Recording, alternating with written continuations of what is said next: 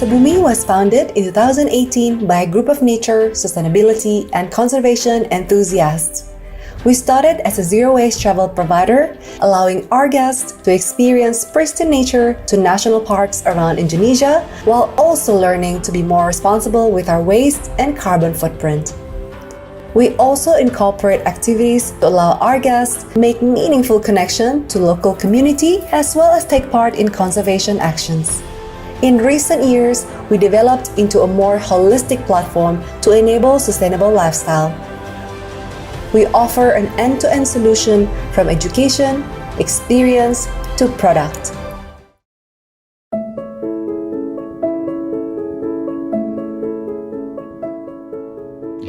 Perkenalkan, nama saya Santoso, biasa dipanggil Santos. Dulu saya kuliah di Universitas Negeri Yogyakarta untuk ngambil sastra Inggris, angkatan 2003. Saya lulus tahun 2011 tepat setelah Merapi meletus itu. Nah, tahun 2012 saya mulai masuk di dunia perhotelan di bidang hospitality. Dulu awalnya itu hanya di front office, di kayak resepsionis itu selama kurang lebih 2 tahun. Nah, terus mulai tahun kedua dan sampai tahun keempat itu saya mulai masuk di administrasi officer-nya marketing. Gitu. Terus tapi dikhususkan karena di tempat hotel saya tersebut itu memang sekali banyak event, akhirnya saya dilarikan ke staf marketing event waktu itu di menjelang 4 sampai 6 tahun. Nah, saya kerja waktu itu di hotel namanya Kalyana Resort selama 6 tahun. 6 tahun mulai dari 2012 sampai 2018 awal segitu. Memulai jalan yang tidak pada umumnya, istilahnya tidak kantoran itu sebenarnya justru dimulai ketika dari kuliah. Dari kuliah itu sudah mulai ikut jadi volunteer untuk event organizer, mulai juga ikut kegiatan kemanusiaan waktu itu dengan Palang Merah Denmark waktu itu sebagai penerjemah karena basic saya adalah di sastra Inggris waktu itu.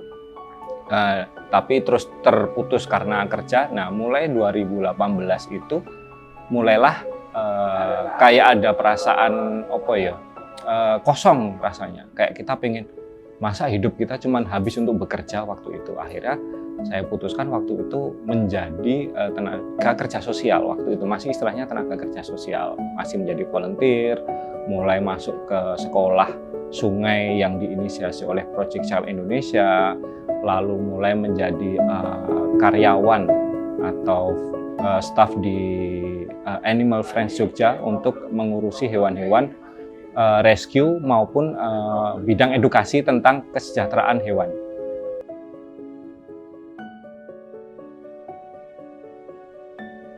Ada sih, waktu itu setelah selesai keluar dari hotel, memang masih ada tabungan ya, selama bertahun-tahun masih ada tabungan. Nah, waktu itu mulai awal-awal masuk ke bidang sosial itu, saya setengah tahun full tidak digaji, tidak mendapatkan penghasilan.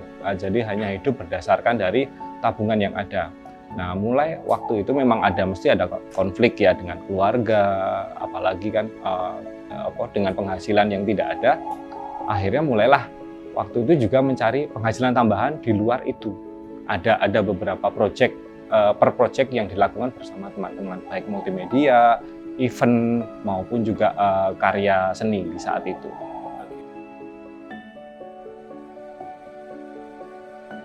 Mulai masuk Sebumi, itu dimulai lagi ketika pandemi. Jadi selama pandemi saya dan teman-teman itu mendirikan sebuah studio keramik. Waktu itu namanya Buntari Keramik Studio. Dan tapi sekarang sudah berganti nama menjadi Lokita. Waktu di tengah pandemi itu Jogja itu kan hampir semua event tutup ya. Dan di saat itu saya dan teman-teman bersepakat untuk tetap membuka kelas tapi dengan sesi terbatas. Nah, di tengah-tengah pandemi itu kebetulan saat itu founder Sebumi yang baru mulai terbentuk itu ikut kelas di tempat saya. Seperti itu, dia menjadi murid keramik di tempat saya dan mulai kita ngobrol dan ada kayak ya kecocokan visi dan misi. Ada kecocokan visi dan misi tentang alam, lingkungan, juga termasuk juga dengan ekonomi sirkular dan sebagainya. Lalu mulai masuklah waktu itu saya tidak kepikir untuk gabung Sebumi. Setelah setahun berikutnya, setelah saya memutuskan untuk keluar dari keramik itu, satu orang yang pertama saya kali hubungi adalah founder Sebumi itu. Kenapa menghubungi Sebumi? Kebetulan waktu itu mereka membuka lowongan. Tapi waktu itu yang dicari adalah untuk admin media sosial waktu itu. Cuman ketika saya mulai masuk, diterima, tapi ternyata saya malah diberikan kewenangan untuk pokoknya kamu ngurusi Jogja. Apapun itu, pokoknya yang berhubungan dengan Jogja silahkan dipegang. Jadi akhirnya setelah berjalan di Sebumi, saya untuk mengurusi jadi kurator artisan maupun menjadi untuk event di Jogja. Jadi waktu itu karena memang kelasnya itu studio saya dan juga merangkap kelas itu berada di wilayah Kasongan, Bantul, yang dimana di situ banyak sekali seniman-seniman yang tinggal di daerah situ. Dan juga karena basic dari teman-teman poteri saya itu adalah anak Institut Seni Indonesia, jadi jaringan-jaringan yang semakin terjalin di situ sebagian besar itu dari dunia seni. Karena memang basic dari teman-teman itu justru bukan murni para pengkeramik, tapi ada yang pelukis, memang ada yang pematung. Jadi dari situlah jaringan-jaringan seni itu sudah mulai terbangun. Yang cukup berpengaruh itu waktu itu kita ada proyek 1200 dengan Peppermoon Puppet, dan juga waktu itu masuk dengan Butejo Tilik. Kalau pernah ingat, waktu itu dia juga membuat konten di tempat saya. Terus untuk yang skala nasional itu ada Nola Ebitri, sama waktu itu adalah berbarengan dengan launchingnya si Naura, anaknya si Nola Ebitri itu, waktu itu barengannya. Nah, jadi kurator itu khusus di Sebumi, jobdesk saya kurator di Sebumi itu adalah menyaring brand lokal yang layak untuk diajukan ke pasar nasional. Semisal artisan pembikin makanan maupun dari sisi fashion, dan itu dihubungkan juga dengan 9 aspek dari Sebumi itu yang termasuk air, makanan, sampah, teknologi, energi, transportasi, keanekaragaman hayati, mindfulness, hingga sampai ke itu tadi si mindfulness. Jadi artisan-artisan Jogja yang membuat brand itu memiliki aspek-aspek tersebut, termasuk juga ekonomi yang berputar. Jadi mereka masih ibaratnya itu masih brand yang belum besar, tapi layak kita ajukan ke Jakarta, baik dari sisi value maupun dari segi kualitas. Untuk kegiatan sampah ada, tapi untuk Jogja belum. Cuman untuk Jogja yang saya ikuti adalah beberapa teman-teman juga sudah mulai bergerak di bidang sampah, termasuk ada Trash Hero Indonesia yang berpusat di Bali, tapi mereka membuat gerakan sampah di Jogja juga. Juga dengan saya aktif membantu di komunitas Ekoenzim Nusantara untuk limbah, buah dan sebagainya. Juga ada kemarin event besar itu World Clean Up Day di 17 kota di Indonesia. Kalau keresahan sih lebih ke ini ya, kapasitas kita untuk mengolah sampah itu kan tidak sebanding dengan produksi sampah yang dihasilkan. Nah, makanya kita tidak memaksa untuk ini stop plastik, stop, nggak boleh ini. Tapi bagaimana kita mengurangi? Kita sekarang bohong banget ketika kita bilang stop, tapi minimal kita bisa melakukan dengan less atau mengurangi minim sampah itu, atau menggantinya dengan barang-barang yang sebenarnya dekat dengan kita, tapi itu bisa digunakan berulang kali, tidak hanya sekali pakai, seperti itu. 7R ya, Di samping yang sudah kita pahami sebelumnya, yaitu reduce, reuse, recycle, kita juga ada tambahin rethink. Kita pikirkan kembali apa yang ingin kita beli, apa yang ingin kita konsumsi, repair, kita perbaiki apa yang rusak supaya itu tidak rusak tapi tidak menjadi sampah, tapi bisa dipergunakan menjadi barang yang lain lagi. Budaya thrifting ya sekarang yang menjadi sebuah fenomena baru di kalangan terutama anak-anak muda ya. Dan itu kan sebuah kultur yang sudah lama ya. Jadi thrifting itu ada sisi bagusnya, ada sisi positifnya bahwa kita bisa menambah usia pakai barang yang kita pergunakan. Tapi di sisi lain ingat kembali bahwa thrifting itu fashionnya atau barang-barang yang di-thriftkan itu awalnya dari mana? Kita harus pastikan itu bukan sampah. Karena ketika kita bilang thrifting itu adalah sampah, berarti kita mendatangkan sampah ke Indonesia dari negara-negara sana. Karena setahu saya, thrifting atau pakaian bekas yang datang ke Indonesia itu jumlahnya nggak cuma sekarung, 2 karung loh, tapi bisa berkapal-kapal, bertonton, dan itu hanya akan menjadi sampah jika tidak dipergunakan. Itu tidak bisa digeneralisasi ya untuk tampilan, brand maupun kemasannya. Itu kan setiap artisan mesti mempunyai ciri khas sendiri-sendiri. Nah, untuk EcoPrint misalkan, kenapa kami angkat di Sebumi diangkat EcoPrint karena dia menggunakan bahan alami sebagai pewarna, jadi tidak menggunakan pewarna tekstil pada umumnya yang itu cukup berisiko terhadap lingkungan.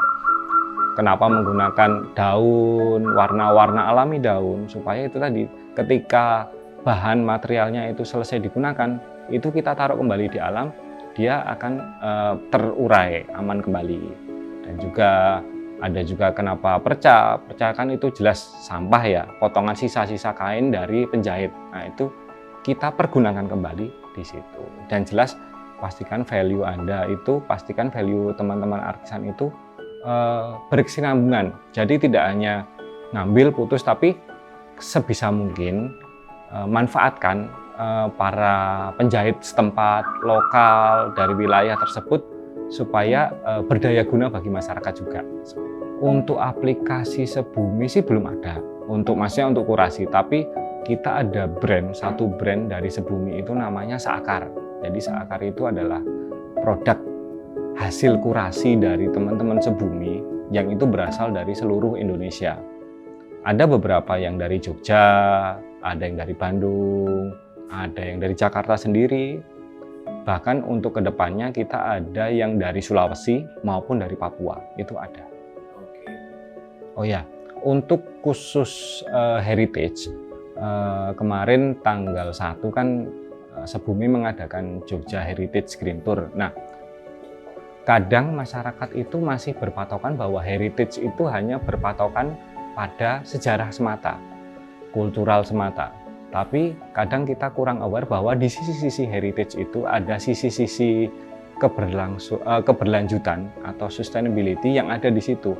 Misalkan bangunan-bangunan dari zaman dulu, zaman Belanda misalkan di titik nol itu, mereka bangunannya tidak dirubah, tapi tetap dilestarikan, sustain, meskipun itu dialihfungsikan. Misalkan di kantor pos itu dulu bangunan apa, sekarang dipergunakan sebagai kantor pos, gedung negara dulu seperti apa, digunakan hingga sekarang, sampai benteng Vredenburg yang dulu adalah pemukiman Belanda yang sekarang menjadi tempat wisata. Nah, di situ aspek-aspek bangunan itu tetap dipertahankan sampai sekarang.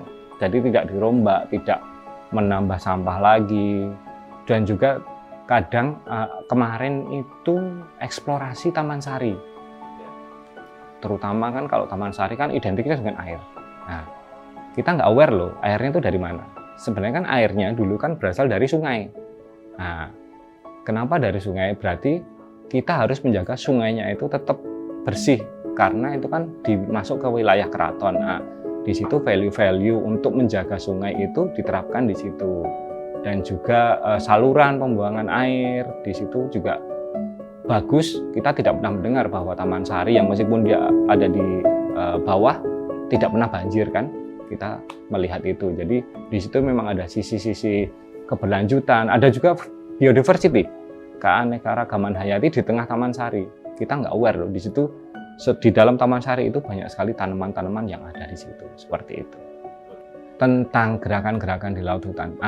Jadi di dalam Sebumi itu ada 3 buah signature trip atau 3 buah perjalanan yang biasa kita lakukan. Yang pertama itu di gunung atau mendaki, di hutan atau merimba, atau di laut atau melaut. Nah, di situ memang 3 wilayah itu di alam yang memang menjadi concernnya Sebumi. Ketika kita di gunung, mendaki itu kita minim sampah, kita ambil sampah kembali yang kita bawa ke atas untuk turun lagi ke bawah. Atau ketika kita berada di hutan, pasti Sebumi itu akan menjelajahi taman nasional, hanya taman nasional. Dan juga laut, terutama kan laut sekarang juga menjadi sebuah tempat sampah yang masif. Kita akan berusaha membersihkan pantai dengan minim sampah juga. Anak-anak zaman sekarang tuh gimana ya? Berkaitan dengan anak muda ya, itu lebih ke kita membuat bahwa wisata atau istilah anak sekarang itu healing ya. Healing itu menjadi minim sampah. Kita bikinkan tren baru supaya kita itu tetap berwisata, tapi tetap minim sampah maupun berkelanjutan. Semisal kita tren sekarang dengan menggunakan tumbler, kita bawa minum sendiri, jadi kita mengurangi resiko sampah di tempat wisata. Terus kita tekankan bahwa membawa sampah pulang dari gunung, dari hutan, dari laut, itu keren loh. Kita bisa racuni anak-anak muda itu dengan hal-hal seperti itu. Dan juga mengurangi di tempat wisata itu mesti ada makanan lokal yang kita bisa eksplor. Tidak perlu kita jajan atau bawa makanan dari kota untuk dibawa ke daerah. Jadi kita tingkatkan tren itu aja sih, memberikan pengertian-pengertian itu ke anak-anak muda. Untuk tren ya, itu bisa dengan itu tadi sih, dengan menggunakan tumbler, itu bisa menjadi suatu hal yang keren. Dan juga ini sih, kita mengurangi penggunaan kendaraan pribadi. Karena itu juga bisa menambah volume polusi di udara. Kita bisa menggunakan transportasi umum yang sekarang sudah mulai banyak kok bisa didapatkan, bahwa transportasi umum itu lebih efektif sebenarnya. Cuman ya itu tadi kelemahan, tidak semua daerah di Indonesia itu sudah terjangkau oleh transportasi umum sih. Itu sih menjadi sebuah hambatan. Ya, menurut saya masih relevan ya, kenapa masyarakat kita itu masih belum semasif yang kita idealismekan ya. Karena untuk saat ini kan masyarakat kita itu kan masih bergelut di sektor peningkatan ekonomi ya. Jadi untuk memikirkan ke depannya bagaimana, sampah ini bagaimana, pemilah sampah itu bagaimana, jadi belum ke arah sana. Tapi saya yakin ke depannya sekarang sudah mulai pelan-pelan masyarakat itu sudah mulai ada gerakan-gerakan berkesadaran untuk mulai mengurangi sampah, sudah ada kok. Apalagi dengan banyak sekali fenomena-fenomena kejadian yang memaksa kita untuk memikirkan sampah. Semisal penutupan TPA, banjir sampah di sungai, hingga di jalan-jalan juga banyak ditemukan plastik. Kupikir dengan seperti itu masyarakat akan lebih melihat efeknya daripada kita terus-terusan ngomong ke masyarakat seperti itu, tapi dengan masalah yang muncul masyarakat akan lebih aware sih. Mungkin paling gregetan sedotan plastik sih Mas. Sedotan plastik itu paling gregetan. Sebenarnya itu kan hal sepele ya, satu sedotan plastik. Tapi jika itu dilakukan oleh beribu-ribu, berjuta-juta orang, Anda nggak bisa membayangkan akibatnya sedotan plastik itu efeknya seperti apa. Seperti kita lihat kemarin bahwa banyak sekali YouTuber atau banyak sekali blogger-blogger dari luar yang ketika mereka renang di Bali misalkan, itu isinya plastik semua Mas. Sustainable living itu tidak melulu harus sesuatu hal yang mahal, tidak melulu kita mengganti dengan barang yang baru. kita bisa mulai dari rumah. Pergunakan barang-barang yang ada di rumah. Tidak hanya sekali pakai, tapi bisa digunakan berkelanjutan. Dan juga kita mulai mengurangi konsumsi sampah atau plastik terutama. Itu yang masif, itu aja sih. Kurangi plastik, itu aja.